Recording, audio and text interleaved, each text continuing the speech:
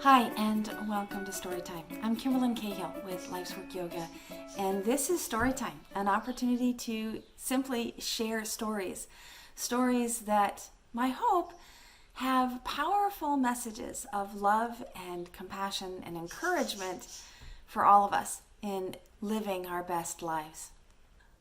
All right, I think we're live now. So good morning. It's 9 o'clock on Tuesday morning, and I'm in yet another little nook in my house. This is our dining room table, and I'm in the corner section.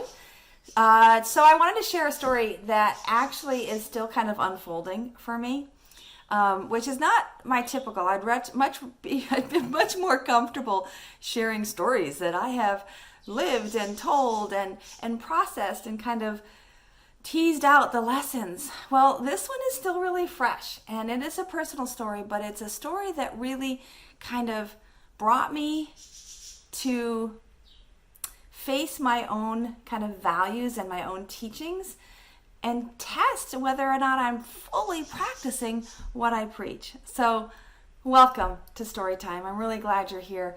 And while you're watching, I encourage you to go ahead and post comments or questions and honestly share this if there's someone else who might benefit from this story. So this story actually just happened this weekend and kind of came to its, I don't want to say, is it the denouement? Is that what you call it when you get to the after effects? We're still in that after effects. We got to the climax last night, let's say that. But over the weekend, I got a Facebook request from someone whom I haven't spoken to in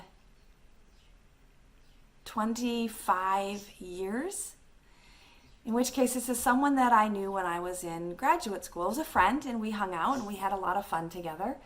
And he had requested a friendship on Facebook, and I complied. And we'd had a couple of correspondences on there. And then I got an Instagram or whatever you call the Facebook messengers direct asking if I would be interested in a phone call, in an actual live phone call. And to be honest, I didn't even share this with him, but to be honest, I wasn't sure if I was being spammed. If it was, I get a lot of what look like single, mature men Facebook inviting me to be their friends. Now, I know this person and I knew he was legit, and yet I didn't know that this message, that this invitation to connect was authentic. So I got caught up in the holiday weekend doing what we do, which is basically relaxing and hanging out. And so then, interestingly, he sent another note, and it was not rude, it was not assuming, it just asked for clarification, which was simply, are you not interested or just too busy? And that pushed me to react, to respond, right?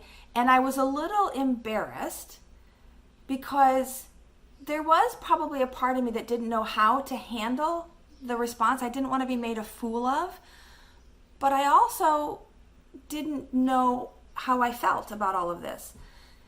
So anyway, this second invitation prompted me to respond affirmatively and to recognize that when there was a potential that this connection wouldn't happen, I realized I wanted it to happen. So that was a real kind of shift for me, in the sense that a recognition that the invitation is so important. But so is the follow-up. And so we connected. He sent me his phone number, and I replied, and we chatted about when might be a good time. We're in different time zones and different parts of the nation. So anyway, we coordinated, and I called, and honestly, it was lovely. It was lovely not only to bear witness to his story and to what he's done over the last 25 years, what he's been doing, what he's accomplished, what he's been challenged with. And I love that we just dove right in, sharing truth. Now, we didn't go into super detail, but we did both share about personal challenges, particularly with our health and how that impacted the way in which we move in the world. And So in that sense, I think sometimes our vulnerability or telling our trauma stories, telling our challenging stories are easier when we have some space between us, but also because we had nothing to lose. We don't have a day-to-day friendship interaction. But not only did I really value the courage it took for him to reach out, which is what I told him. Like, I just said it like I felt. I said, look, man, this took a lot of guts, and I'm really not just appreciative, I'm really proud of you and proud of our relationship, of our story, that you felt it was worthwhile, the risk to ask for this connection. So you hear me all the time, if you are in my circle, about the invitation, and that the invitation is critical. And as someone who does a lot of inviting, I was on the other side of that in this story. I was on the other side of being invited to show up for authentic connection. And that was new to a certain extent for me, because I tend to be the initiator. Now, that said, I gotta be transparent in that sometimes I get tired of having to be the initiator. I feel like if they wanted to see me, they would reach out. If they were interested in cultivating this relationship, they would suggest we do something together. But the truth of the matter is, we all have different skill sets, and we all have different thresholds for tolerance in terms of how long I can go between connections and still feel full and connected and in relationship. But in the same notion, we also have different thresholds of courage in reaching out. But it's a practice to reach out. It's a practice to re-engage. And the more we practice it, the better we get. So in the story that I'm sharing with this college friend, I don't know that we're going to rekindle our regular contact that we had when we were in school together. And whether or not we do is not nearly as important for me as the recognition that it's not it's not scary. It's not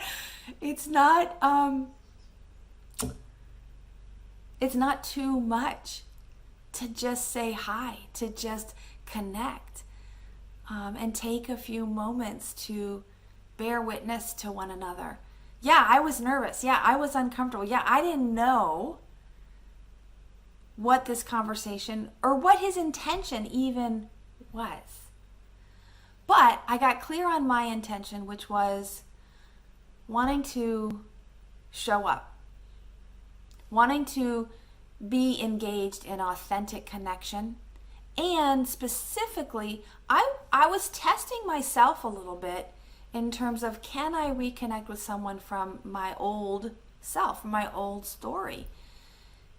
And much of who I am today is what he remembers, in the sense that he gave me some real clarity that I didn't have when we were friends about the kind of work that I was doing then, specifically doing work of community building and education and training people on how to be in relationships authentically and compassionately. So to hear that 25 years later from a student friend of mine, meaning I was technically on staff, he was an undergraduate student, and this is what he remembers of the work that I was doing then. And it's the work that I'm doing today. A different context, yes. Universities, yoga community. Different time, wow. Late 90s, and now we're in 2020 with this COVID-19 pandemic, and everything that we thought we knew is being challenged and tested.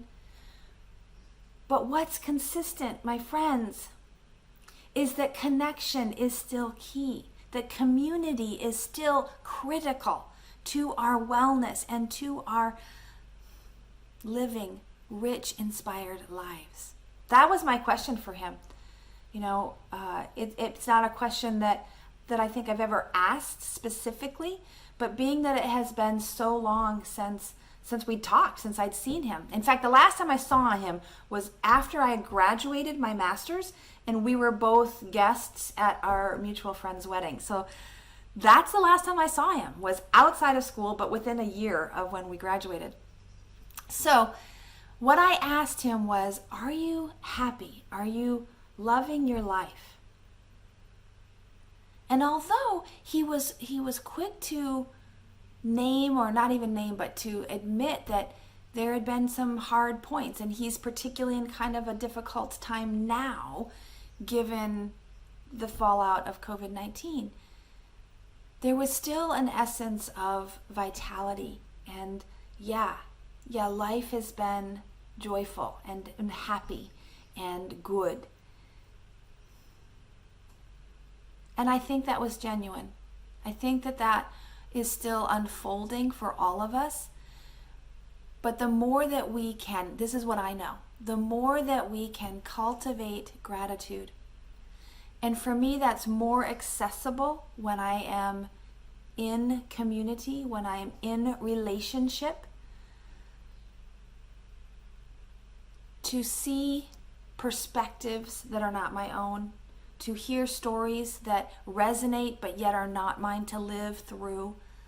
This is the essence of story time, is to find those opportunities to say yes to the invitation and to extend the invitation, to extend the offer of bearing witness to one another, of being in a space, whether it's technologically supported or face-to-face, holding hands, drinking a cup of coffee or your choice beverage, and saying, I see you and I want to be seen by you. To say with our language, our body, with our nonverbal communication, with our eye contact, and yes, with our words, I see you. And I'm willing to be seen by you. That's the crux of real, authentic connection. And it's only in that space, I believe, that we can have true conversations that can lead to some shift and to some change. So, who do you want to reach out to? Who is it that maybe you're hesitant to speak your truth of, I want to connect with you. I like being with you. I feel like we've got more work to do together. Who is that? And even if that person, for example, is non-responsive, afraid, or maybe they've passed away and you still have some unresolved issues, there are ways in which you can have that conversation, even in absentia. And I'm happy to help with that. So if there's something that I can do to support you, to help you find the words, to be a encourager of you to step out of your comfort zone, I want to offer you that support, but I want to fundamentally encourage you that you already have what it takes to show up. And you can learn everything else. So let's connect. Let's share our stories. Let's accept the invitation. And yes, if the invitation goes sour, get out, right? Stay safe. Thank you for allowing me to spend these few minutes with you.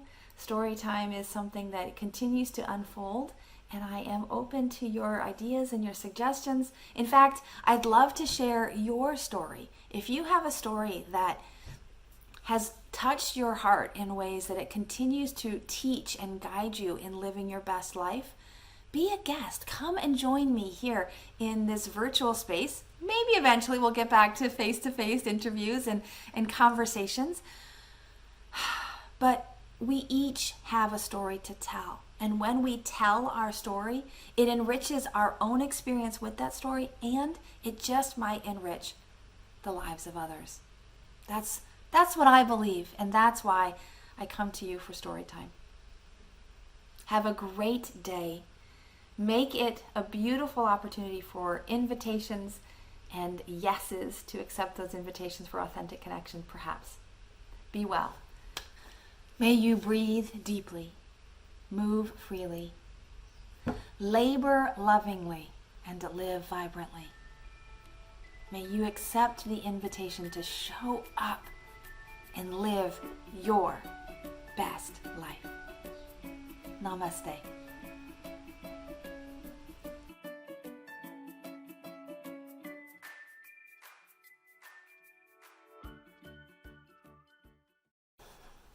Hello and welcome. It's 9 o'clock on Tuesday morning. It's not yet started. How many times do I have to practice this?